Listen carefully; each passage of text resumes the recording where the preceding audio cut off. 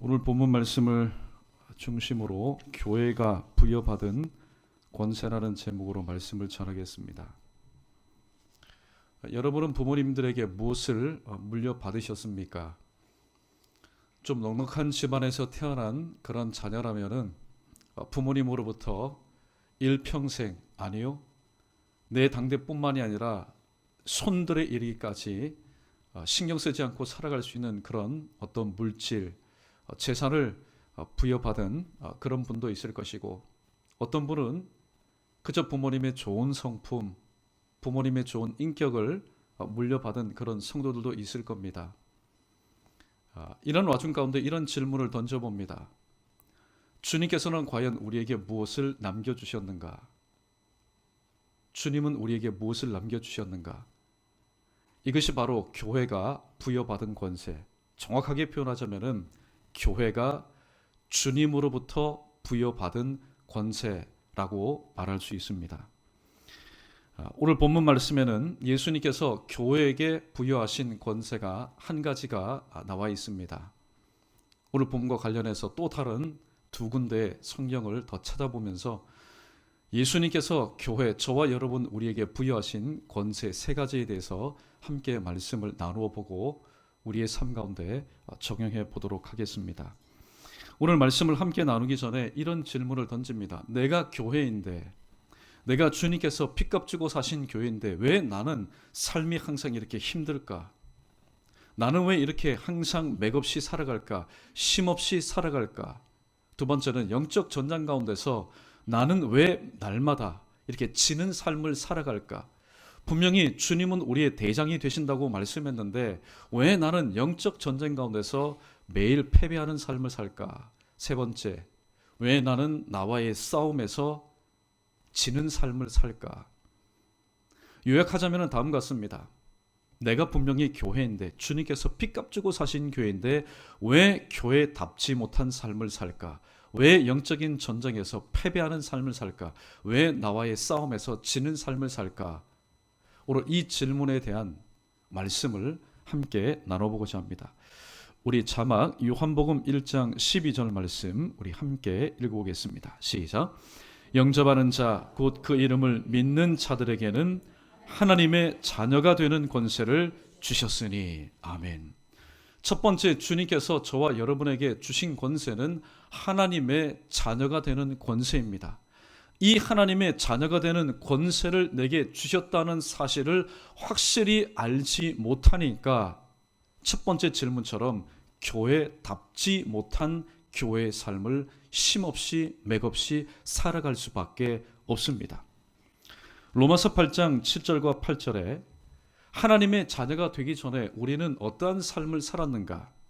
육신의 생각은 하나님의 원수가 되나니 이는 하나님의 법에 굴복하지 아니할 뿐 아니라 할 수도 없음이라.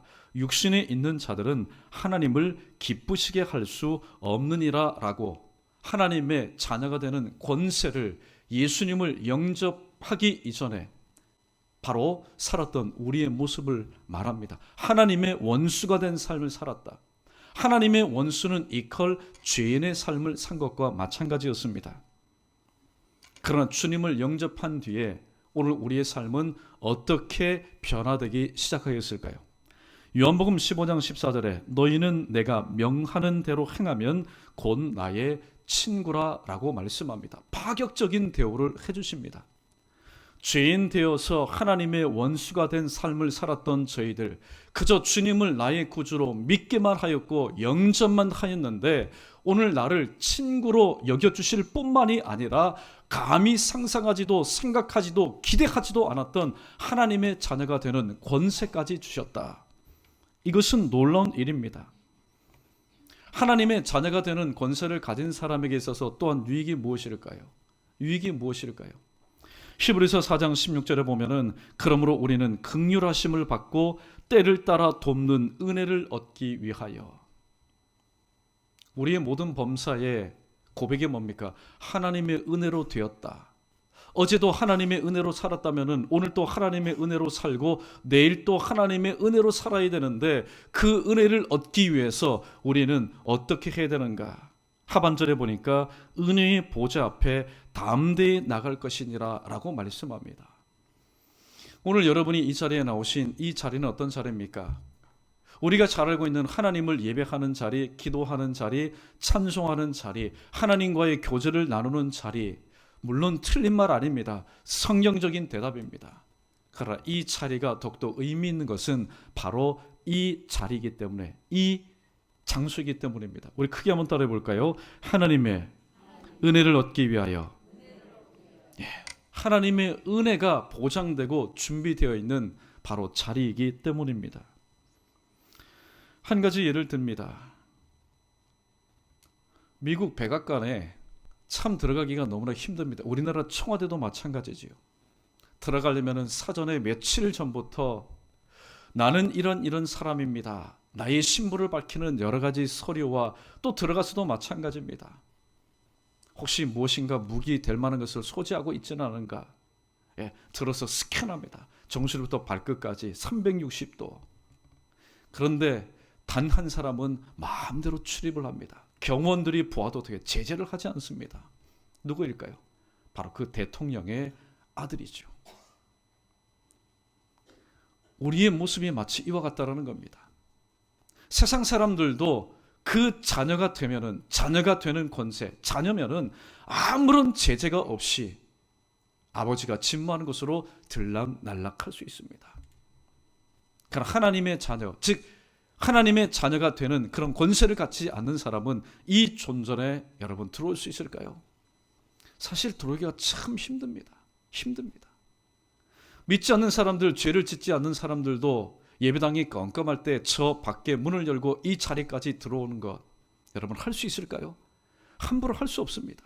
왜냐하면 그들의 양심의 법에 따라 하나님의 은혜로 사는 사람이 아니기 때문에 함부로 할 수 없는 겁니다. 그러나 저와 여러분 우리 모두에게는 주님을 영접하는 순간 하나님의 자녀가 되는 권세를 주실 뿐만이 아니라 하나님의 은혜가 항상 예비되어 있고 쏟아지는 이 자리로까지 나올 수 있는 바로 그 문을 주님께서 십자가에 못 박혀 죽으심으로 성막의 그 천장에 있던 그 천막이 위로부터 아래로 갈라지며 찢어짐으로 인해서 이제는 누구든지 이 전에 와서 하나님의 은혜를 입을 수 있게 되었다라는 사실입니다.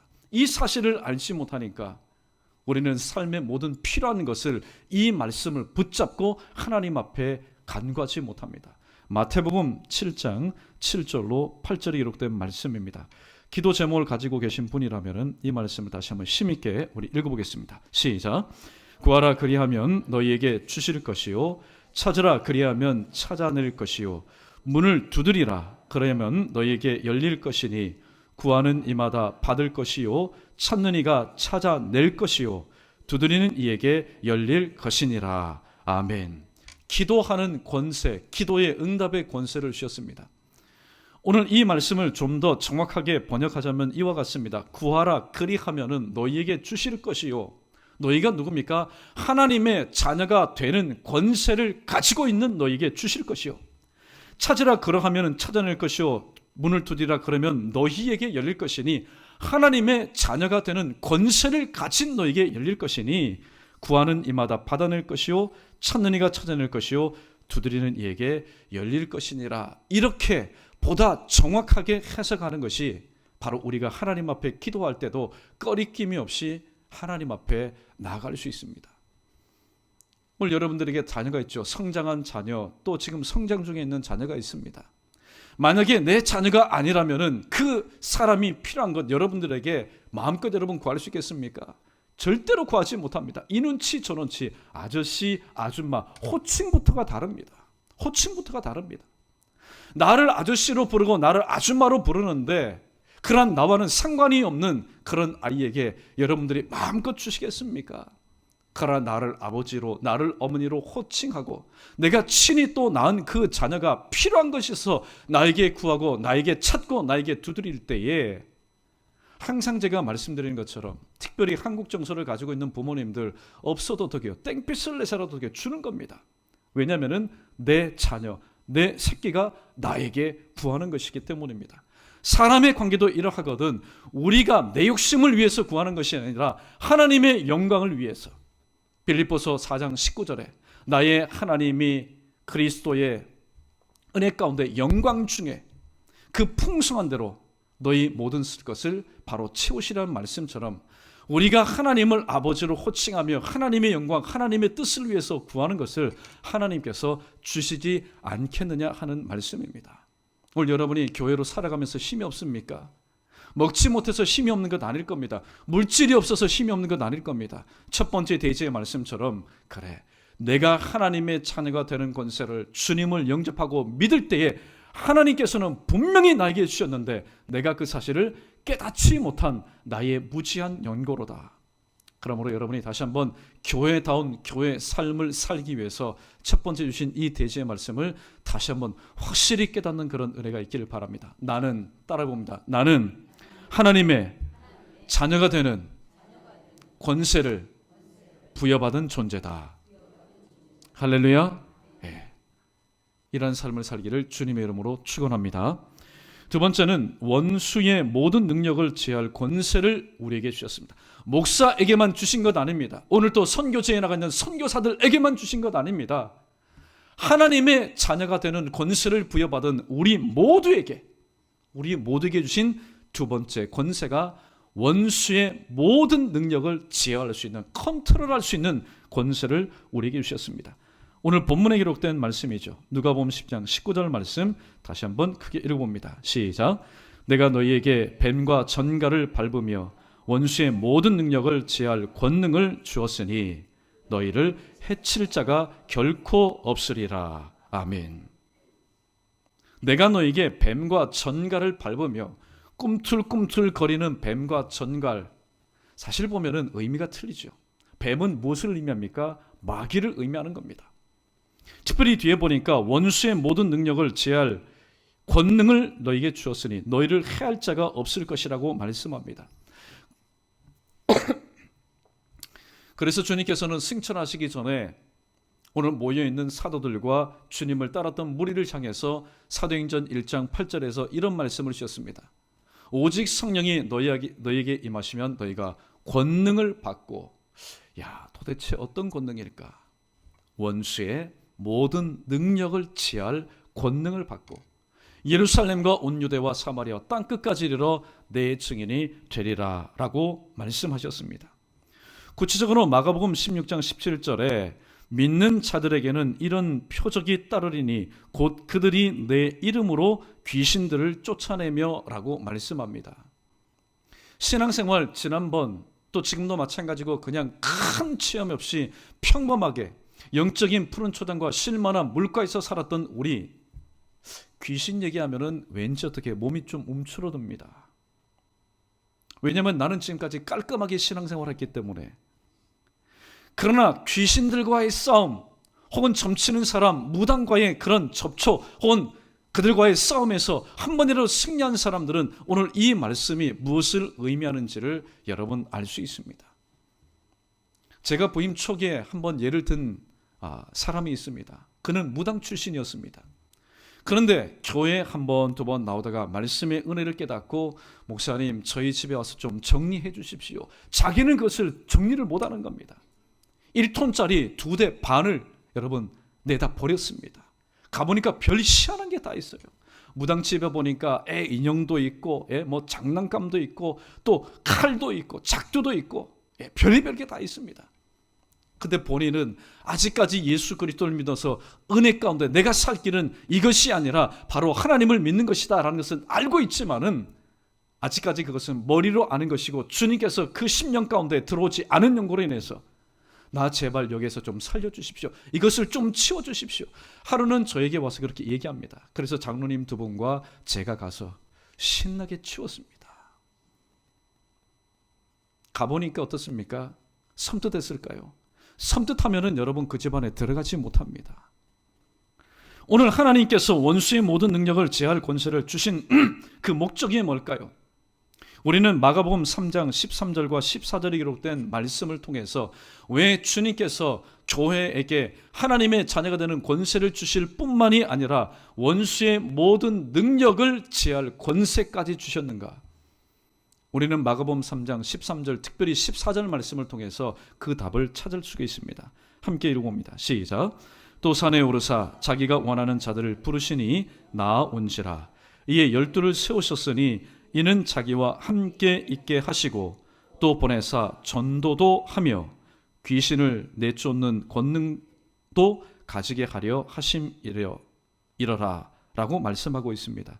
뒤에 말씀은 오늘도 자막에 뜨지 않았는데, 또 보내사 전도도 하며, 또 보내사 전도도 하며, 그 뒤에 어떤 말씀이 나옵니까? 귀신을 내쫓는 권능도 가지게 하려 함이라. 전도의 현장에는 반드시 무엇이 있다라는 겁니까? 귀신들이 있다라는 겁니다. 귀신들이 있다라는 겁니다. 지금까지 수십 년 동안, 지금까지 수년 동안 내가 이 사람을 숙주 삼고 내가 살았는데 어느 날 복음이 들어옵니다. 어느 날 제자들이 파송이 되었습니다. 어느 날 주님이 오셨습니다. 그래서 말씀하여서 나를 쫓아낼 때에 땡큐 베리마치, 주님 지금 오셨습니까? 그리고 여러분 순수하게 나가겠습니까? 결코 순수하게 나가지 않습니다. 성경에 기록된 귀신을 내어 쫓을 때 그 모습을 한번 바라보십시오. 보십시오. 마가복음 9장에 보면은 벙어리 귀신 들린 한 아이의 아버지가 제자들에게 간구합니다. 제발 내 아이를 좀 고쳐주십시오. 주님은 변화산상에서 기도의 3인방과 기도하실 때에 아래에서는 그 귀신을 제하는 권세를 이미 가지고 있었지만은 그 능력을 사용하지 못한 채 서로 토론만 하고 있었습니다. 그때 주님이 오셨을 때에 귀신이 어떻게 합니까? 그 아이로 하여금 거품을 물게 하고 온몸을 비틀게 합니다. 왜요? 나가지 않으려고. 그러나 주님의 그 권세가 더 컸길래 오늘 또 쫓겨 나가게 되었습니다. 즉 주님께서 원수의 모든 능력을 제할 권세를 주신 것은 전도할 때에, 즉 하나님 나라 확장 가운데, 귀한 사역 가운데 외적인 방해 요소들이 너무나 많기 때문에 이 모든 것을 제어할 수 있는 바로 키, 제어할 수 있는 무기, 그것을 바로 주셨기 때문입니다. 사도행전 19장에 보면은 에베소 사역 시에 한 유대인 제사장 스게와의 7 아들들이 있었습니다. 근데 이 스게와라는 제사장의 7 아들들이 보니까 이 사도 바울이 행하는 것을 보니까 너무나 멋진 겁니다. 왜냐하면 사도 바울이 손을 얹은 사람들마다 어떻게 해요? 병이 낫고 고침받고 뻘떡뻘떡 일어나니까, 그래도 명색이 우리 아버지가 제사장인데 자 우리도 한번 해보자.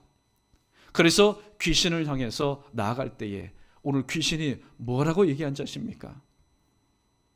나는 예수도 알고 나는 바울도 아는데 Who are you? 도대체 니놈들은 도대체 누구냐? 여러분, 귀신 들린 사람이 오늘 바울 앞에서 꼼짝하지 못한 이유가 뭘까요?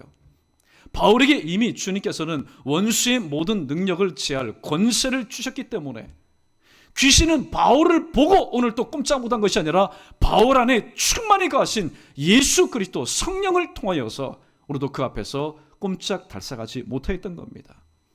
그런데 어느 날 스게와라는 제사장의 7 아들들이, 건장한 7 아들들이 와서 오늘 귀신을 향해서 말했지만은 귀신은 다 압니다. 귀신은 무엇같이 한다고요? 귀신같이 하는 겁니다. 나는 예수도 안다. 그리고 일전에 나를 쫓아내었던 누구요? 바로 성령에 충만했던 바울도 안다. 근데 니놈들은 도대체 누구냐? 그래서 제어하였습니다. 제어하기 위해서 왔다가 오히려 어떻게 해요? 이 스게와의 7 아들들이 제어를 당한 겁니다. 몸이 상해버렸습니다. 오늘 무엇을 의미합니까? 주님께서는 우리에게 하나님의 자녀가 되는 권세를 주셨다. 원수의 모든 능력을 제할 수 있는 권세를 주셨다라는 사실만 알고 있으면 아무것도 아니라는 겁니다. 실질적으로 성령께서 내 안에 충만히 거하실 때에 하나님 나라 확장 가운데 방해되는 외적인 모든 방해 요소들을 제거하시기 위해서 주님께서 이러한 사역을 위해서 나에게 원수의 모든 능력을 제할 수 있는 권세를 주셨구나. 그래서 일전에 오늘 이 말씀이 너무나 좋아서 오늘 또 찬양으로 하나님 앞에 나갔던 믿음의 사람들의 가사가 있습니다. 예수 이름으로 우리 1절과 3절 말씀 우리 힘차게 우리 찬양해 보겠습니다.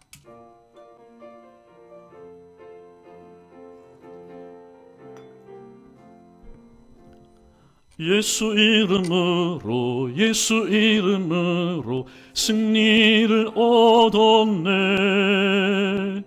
예수 이름으로 예수 이름으로 승리를 얻었네. 예수 이름으로 나아갈 때 우리 앞에 누가 서리요. 예수 이름으로 나아갈 때 승리를 얻어. 3절 예수 이름으로 예수 이름으로 예수 이름으로 마귀는 쫓긴다. 예수 이름으로 예수 이름으로 마귀는 쫓긴다. 예수 이름으로 나아갈 때 누가 나를 괴롭히리요. 예수 이름으로 나아갈 때 마귀는 쫓긴다. 할렐루야. 다시 말씀드립니다. 원수의 모든 능력을 제할 수 있는 권세는 목사에게만, 중직들에게만, 수십 년 믿은 사람들에게만, 선교사들에게만 주신 것이 아니라 하나님의 자녀가 된 권세를 가진 우리 모두에게 주신 하나님의 두 번째 권세라는 사실을 다시 한번 기억하시고, 오늘도 내 아래 성령께서 충만히 임하실 때, 이런 현장 가운데 맞닥뜨릴 때에 오늘도 슬그머니 뒷공문이 빼고 또 그 자리를 피하려고만 하는 저와 여러분 되지 마시고, 그래, 주님이 오늘 또 여기 계신다면 나를 통해서 어떻게 하기를 원하실까, 나를 통해서 어떤 영광을 받으시기를 원하실까, 오늘도 주님의 마음을 품고 맡기신 귀한 사역 가지고만 소유하고 있는 것으로만 오늘 또 만족하는 저와 여러분 되지 마시고, 그렇게 오늘 또 순종하며 예수님의 이름으로 오늘 또 행할 때에 여러분의 삶 가운데도 오늘도 이 70명이 체험하였던 이런 놀라운 은혜가 여러분의 삶 가운데도 있기를 주님의 이름으로 축원합니다. 오늘 두 번째 대지에서 한 가지 더 생각해 볼 수 있는 것은, 예수님께서 오늘 또 들떠있는 이 제자들을 향하여서 70명의 제자들을 향해서 이렇게 말씀하시면서 그들을 안돈합니다. 그리고 너희의 기쁨의 초점을 너희들이 생각하는 것에서 하나님께로 향하라고 말씀하고 있습니다. 오늘 본문 말씀 20절 말씀 읽어봅니다. 시작. 그러나 귀신들이 너희에게 항복하는 것으로 기뻐하지 말고 너희 이름이 하늘에 기록된 것으로 기뻐하라 하시니라. 아멘. 귀신들이 너에게 항복하는 것, 1년 365일 내가 살아있는 동안 여러분 이런 일은 일어나지 않습니다. 왜냐하면 내가 1년 365일 주님께서 부르신 날까지 성령 충만, 은혜 충만, 말씀 충만한 상태로 살아갈 수가 없기 때문입니다. 일시적인 승리입니다. 상황이 바뀌면은 내가 믿음 떨어지고 또 내 기분대로 행하다 보면은 지난달에, 작년에 거기에서 내가 이겼는데 여기에서 지금 이 상황에서 내가 질 수 있기 때문에 주님은 말씀합니다. 너희의 기쁨, 일시적인 기쁨을 가지고 목숨 걸지 말아라. 너희의 이름이 하늘나라에 기록된 것으로 인해서 기뻐하라. 이것은 영원한 것이기 때문입니다. 빌립보서 3장 20절에 그러나 우리의 시민권은 하늘에 있느니라. 거기로부터 구원하는 자 곧 주 예수 그리스도를 기다리노라 라고 말씀합니다. 오늘 저와 여러분의 시민권은 어디에 있습니까? 서울특별시민, 서울특별시 시민권. 사실 이것은 때로는 우리에게 일시적인 유익을 줄 수 있지만은 오히려 이 시민권, 이것으로 인해서 불이익을 당할 때도 많습니다. 항상 변화의 그런 요지가 많습니다. 그러나 하늘의 시민권을 가진 사람, 비록 이 땅에서 살 때에 유익되고 무익되고 기쁘고 슬프고 좋고 나쁘고는 있을지 몰라도 하나님 나라에 가게 되면은 이런 모든 것들이 바로 이 땅에서 사라지고 거기에서는 영원한 찬송과 기쁨과 하나님께 영광 올려드리는 것만 있기 때문에 비록 이 땅에 살아가면서 일시적인 것으로 인해서 기뻐하는 것에 만족하지 말고 주님께서 말씀하신 것처럼 그래, 내 이름 석자 오늘 또 하나님 나라에 있다, 생명책에 기록되어 있다라는 것을 가지고 여러분 기뻐하시면서 또 살아날 수 있는 우리 모두 되기를 주님의 이름으로 축원합니다. 마지막 세 번째입니다. 주님께서 오늘 우리에게 주신 권세 중에 마지막 세 번째 권세가 뭘까? 우리 창세기 4장 7절 말씀 함께 있습니다. 시작. 내가 선을 행하면 어찌 낯을 들지 못하겠느냐. 선을 행하지 아니하면 죄가 문에 엎드러 있느니라. 죄가 너를 원하나 너는 죄를 다스릴지니라. 아멘. 세 번째 권세는 죄를 다스릴 수 있는 권세를 우리에게 주셨습니다. 계시록 3장 20절에 보면은 볼지어다 내가 문 밖에 서서 두드리니 누구든지 문을 열면 내가 들어가 그로 더불어 먹고 그는 나와 더불어 먹으리라. 주님께서 우리 문 앞에 계실 때는 그 목적이 뭡니까? 교제하기 위해서 우리 문 앞에 서 계십니다. 그런데 죄가 내 문 앞에 서 있는 목적은 뭘까요? 들어와서 나로 하여금 염려하며 근심하며 고생하며 고통하며 불안해하며 두려워하며 공포에 떨도록 하기 위해서 오늘 또 우리의 문 앞에 기다리고 있는 겁니다. 갈라디아서 5장 17절 말씀에 보면은 오늘 성령의 충만함을 입었던 이 사도 바울은 어떻게 우리의 인간적인 그 심리를 그렇게 꿰뚫고 있었는지요. 육체의 소욕은 성령을 거스리고 성령은 육체를 거스리나니 이 둘이 서로 대적함으로 너희가 원하는 것을 하지 못하게 하려 함이니라 라고 말씀합니다. 육체의 소욕이 성령의 소욕이 내게 있는데 이 둘이 매일마다 어떻게 서로 싸운다고 말합니다. 육체의 소욕은 성령의 소욕이 하는 것을 하지 못하도록 자꾸만 방해를 합니다. 그리고 또한 성령의 소욕은 육체의 소욕이 하는 것을 하지 못하도록 네가 하나님의 자녀가 되는 권세를 입었는데 네가 죄인 됐다가 주님의 친구가 되고 주님의 자녀가 됐는데 이렇게 죄를 지으면 되겠느냐? 죄를 지으려는 마음이 생길 때마다 자꾸만 브레이크를 걸어댑니다. 그래서 하나님의 뜻대로 살려고 합니다.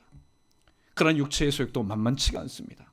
하나님의 뜻대로 예배를 드리고 주일을 성수하고 헌신하려고 하면은 그렇게 하지 못하도록 자꾸만 이전에 처음 하지 못했던 환경과 상황과 사람들과의 교제를 자꾸만 맛을 봅니다. 한번 맛보니까 기가 막히거든요. 이야, 예배 시간보다 더 짜릿하고 더 유익하고 더 기쁜 그런 삶을, 그런 모임들을 자꾸만 맛을 봅니다. 그래서 어떻게 해요? 성령의 소욕대로 살지 못하게 합니다. 자, 이런 상황 가운데 우리는 어떻게 대처해야 될까요? 로마서 6장 14절에 죄가 너희를 주장하지 못하리니 이는 너희가 법 아래 있지 아니하고 은혜 아래 있음이라 라고 말씀합니다. 오늘 이 말씀은 우리에게 중요한 한 가지 질문에 대한 대답을 줍니다. 죄가 과연 나를 주장하지 못하게 하려면 내가 어떻게 처신해야 되겠느냐? 사실 우리는 죄가 왔을 때에 내 자연인의 힘으로는 그 죄를 이길 수 있는 아무런 방법도 지혜도 없습니다. 오면 어떻게 해요? 죄를 지을 수밖에 없습니다. 그러나 죄가 나를 주장하지 못하게 하기 위해서 내가 어떻게 해야 되겠느냐? 하나님의 말씀에 근거해서 이 말씀을 인용하자면은 오늘도 예수님 은혜 아래, 법 아래 있지 않고 주님 은혜 아래 있을 때에 오늘도 죄는 나를 주장하지 못한다라고 말씀하고 있습니다. 또 창세기 39장 9절에 보면은 하반절에 그런즉 내가 어찌 이 큰 악을 행하여 하나님께 죄를 지으리이까. 오늘도 수도 없이 고민을 했을 겁니다. 수도 없이 갈등을 했을 겁니다. 내가 노예 신분에 있을 때는 거들떠 보지도 않았는데 오늘도 나의 주인인 보디발이 나를 기쁘게 여겨서 또 단장하게 하고 집안의 모든 것을 맡기고, 즉 사람 꼴을 하고 있으니까 이제 자꾸만 눈치질을 합니다. 나와 함께 동침하자. 여러분, 요셉도 하나님을 섬기는 사람이고 하나님의 꿈을 따라 사는 사람이었지만은 요셉 역시 인간의 연약한 마음을 가진 사람이었을 겁니다. 엄청나게 고민했을 겁니다. 갈등도 많이 했을 겁니다. 그러나 이렇게 멋지게 결론을 내렸습니다. 그런즉 내가 어찌 이 큰 악을 행하여 하나님께 죄를 지으리까? 내가 어떻게 하나님 앞에 범죄자로 서게 되겠습니까? 그러니까 죄가 나를 다스리지 못하게 하기 위해서는 오늘 창세기 39장 9절에 보면은 하나님 앞에 서 있다라는 신전의식, 코람데오의 의식을 가지고 있어야만이 죄가 나를 다스리지 못하는 그런 삶을 살 수 있다라고 말씀하고 있습니다. 오늘 말씀을 정리합니다. 하나님의 자녀가 되는 권세를 주님께서 우리에게 주셨습니다. 어떻게 할 때요? 영접할 때에. 세상에는 그 무엇인가 귀한 것, 존귀한 것, 가치 있는 것을 취득하기 위해서는 또 물질도 필요하고 때로는 나의 노력도, 나의 힘도, 나의 모든 것이 투자되어야만이 우리가 원하는 값지고 고귀하고 또 귀한 것을 우리가 얻을 수가 있습니다. 그러나 하나님은 우리 모두가 입술로 고백하는 것처럼 공평하신 분입니다. 공평하신 분입니다. 영접하기만 하면은, 주님의 말씀을 영접하고 주님의 말씀대로 살기만 하면은 오늘도 하나님의 자녀가 되는 권세를 오늘도 공평하게 주님께서는 주십니다. 또 주님께서 원수의 모든 능력을 제할 수 있는 권세를 우리에게 주실 뿐만이 아니라 또 죄를 다스릴 수 있는 권세. 놀랍습니다. 원수의 능력을 제어할 권세를 주신 것은 하나님 나라 확장 가운데 외적인 모든 방해 요소들을 제거하기 위함이요, 죄를 다스릴 수 있는 권세를 우리에게 주신 것은 내적인 내 안에 있는 하나님의 나라 확장과 신앙생활할 때 방해되는 모든 요소를 제거할 수 있는 바로 권세를 나에게 주시기 위해서였습니다. 그러나 이 모든 것은 성령 충만할 때만이 지속적으로 공급되는 권세입니다. 만약에 이런 권세가 내게 있다는 것을 알지만은 내 안에 성령이 충만히 임하지 않으면 우리는 이 꼴이 납니다. 스게와의 7 아들들과 같은 삶, 패배의 삶을 살아갈 수밖에 없습니다. 교회가 존재하는 목적은 영혼을 구원하고 제자 삼고 하나님 나라 확장에 있습니다. 이를 위해서 주님께서는 우리에게 첫 번째 하나님의 자녀가 되는 권세를 주셨습니다.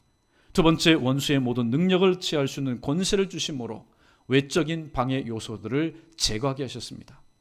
세 번째 죄를 다스릴 수 있는 권세를 주심으로 내 안에 아무도 모르는 내 안에 있는 방해 요소를 제거할 수 있도록 주님께서는 권세를 주셨습니다. 주님이 저와 여러분에게 부여하신 이 권세를 가지고 내가 누구인가? 나는 하나님의 자녀가 되는 권세를 가진 하나님의 자녀가 아닌가?